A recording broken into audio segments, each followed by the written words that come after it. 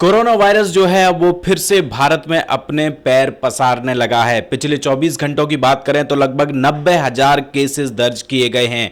नया variant Omicron जो है वो कितना खतरनाक होने वाला है, किस तरीके से आने वाले दिनों में ये जो नंबर्स हैं कोरोना वायरस के और कितने ज़्यादा जा सकते हैं, बात करते हैं फेलिक्स हॉस्पिटल के चेयरमैन डॉक्टर डी के गुप्ता जी से। सर, क्या लगता है 90,000 केसेस पिछले 4-5 दिनों में ये उछाल जो आया है, क्या लग रहा है? देखिए, पहले से हम सबको पता था कि जो केसेस पहले यूरोपियन देशेस हैं, जैसे फ्रांस है, इंग्लैंड है, ब्रिटेन है, इन सब में केसेस बढ़ रहे थे। लगभग 2-2 लाख केसेस वहाँ ऑलरेडी आ रहे हैं। प्लस अमेरिका में 10-10 लाख केसेस हैं पिछले। इसके अलावा रशिया में और बहुत सारे देशों में केसेस बढ़ रहे थे और ओमिक्रॉन के केसेस भी काफ़ी बढ़ रहे थे। तो जिस तरह से हमारे देश में आया था नवंबर में, तब से लग रहा था कि केसेस बढ़ेंगे। डबलिंग टाइम 2 दिन के आसपास है, तो हर 2 दिन में डबल हो रहे थे केसेस। तो केसेस अभी और बढ़ेंगे और जहाँ तक ये लाखों में जाएंगे और ये अगले 15-20 दिन में पीक आएगी और उसके लग रहा है फरवरी के आसपास चीज़ें थोड़ा नॉर्मल होना शुरू हो जाएंगी। तब तक हमें लगता है संयम रखना चाहिए, कोविड अप्रोप्रिएट बिहेवियर का पालन करना चाहिए, इन चीज़ों का ध्यान रखना चाहिए। इस बार कितना खतरा हमें दिख रहा है, क्योंकि 2 वेव तो हम ऑलरेडी देख चुके हैं। देख, खतरा पूरा है, खतरे में कोई कमी नहीं। तो हमें बिल्कुल ऐसा नहीं होना चाहिए, रिलैक्स नहीं होना चाहिए, क्योंकि हमें पता है 4 गुना तेज़ी से ज़्यादा फैल रहा है। इसका जो इन्फेक्शन रेट है, जो अंदर जाके रेप्लिकेशन रेट है, सेल्स के अंदर जाके 70 गुना ज़्यादा है। पर इतनी अच्छी बात है कि हमारे लंग्स में कम इन्फेक्ट कर रहा है, तो पहले जैसा pneumonia, ARDS, multi organ dysfunction नहीं हो रहे, इसलिए हॉस्पिटलाइजेशन कम है, 50% कम है डेल्टा से। लेकिन हमारे देश की जो आबादी है बहुत ज़्यादा है, जनसंख्या घनत्व तो बहुत ज़्यादा है। उस सब को देखते हुए 50% हॉस्पिटलाइजेशन भी काफ़ी ज़्यादा हो सकता है। बेड्स कम पड़ सकते हैं, डॉक्टर नर्सेज को प्रॉब्लम हो सकती है। तो इसलिए कृपया करके अपने घर में रहें, मास्क लगाएं, सोशल डिस्टेंसिंग का पालन करें और वैक्सीन जरूर लगवाएं। एक जो सबसे अच्छी बात है, जिन लोगों ने वैक्सीन लगवाई है उन लोगों के लिए कुछ नहीं बिगाड़ पा रहा है। तो कृपया करके फर्स्ट डोज जिसकी ड्यू है तो फर्स्ट डोज लगवाएं, सेकेंड है तो सेकेंड लगाओ। अब तो बूस्टर भी स्टार्ट हो रही है 10 तारीख से। तो अपनी वैक्सीन पर जरूर भरोसा करें और वैक्सीन जरूर लगवाएं। कुछ राज्यों ने नाइट कर्फ्यू की बात करें, वीकेंड कर्फ्यू की बात करें, वो तो लगाना स्टार्ट कर दिया है। लेकिन क्या लग रहा है, संपूर्ण लॉकडाउन की ज़रूरत पड़ेगी क्या? नहीं, संपूर्ण लॉकडाउन की जरूरत नहीं, लेकिन वीकेंड कर्फ्यू, लॉकडाउन, ये जो नाइट कर्फ्यू, इनसे बहुत ज़्यादा फायदा नहीं होने वाला है, क्योंकि नाइट में वैसे भी हलचल कम हो जाती है। लेकिन हाँ, सांकेतिक रूप से लोगों को अलर्ट हो जाता है इससे कि अगर नाइट कर्फ्यू है, धारा 144 है। दूसरा है कि जो नाइट में कुछ पार्टीज वार्टीज होती हैं, लोग जाते हैं, वो थोड़ा कम हो जाती हैं, तो ये फ़ायदा होता है। लेकिन इसके अतिरिक्त और बहुत सारी पब्लिक गैदरिंग्स होती हैं, उनको भी कम करना चाहिए, चाहे वो राजनीतिक रैलियाँ हों, चाहे कुछ और हो, धर्म आयोजन हों, धरना प्रदर्शन हों।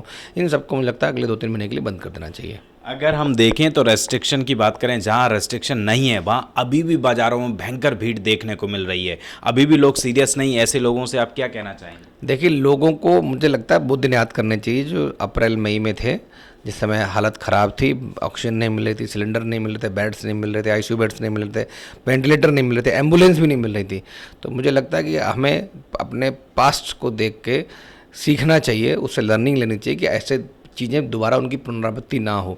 उसके 2 ही तरीके मैंने कहा। एक तरीका कि हमें कोविड अप्रोप्रिएट बिहेवियर का पालन करें, मास्क लगाएं, हाथ धोएं बार बार, अपने नाक, मुंह, आँख को बार बार ना छुएं, सोशल डिस्टेंसिंग रखें और ज़्यादा ज़रूरी हो तभी बाहर जाएं। और बाहर जाते हैं तो सारी गाइडलाइंस का पालन करें। सरकार को उस पर भी स्ट्रिक्टनेस दिखानी चाहिए और जनता को कहीं ना कहीं मुझे लगता है जागरूक होना चाहिए, आत्मनिर्भर होना चाहिए। फिर कहते हैं अगर किसी को हो गया तो कोई बचाने वाला नहीं, खुद ही आपको अपना इलाज करवाना है, पैसे खर्च करने हैं, इंश्योरेंस देना है। तो कहीं ना कहीं हम सबकी अपनी नैतिक जिम्मेदारी है, पब्लिक की भी, कि सरकार को सपोर्ट करे, देश को सपोर्ट करे और अपने आप को सपोर्ट करे।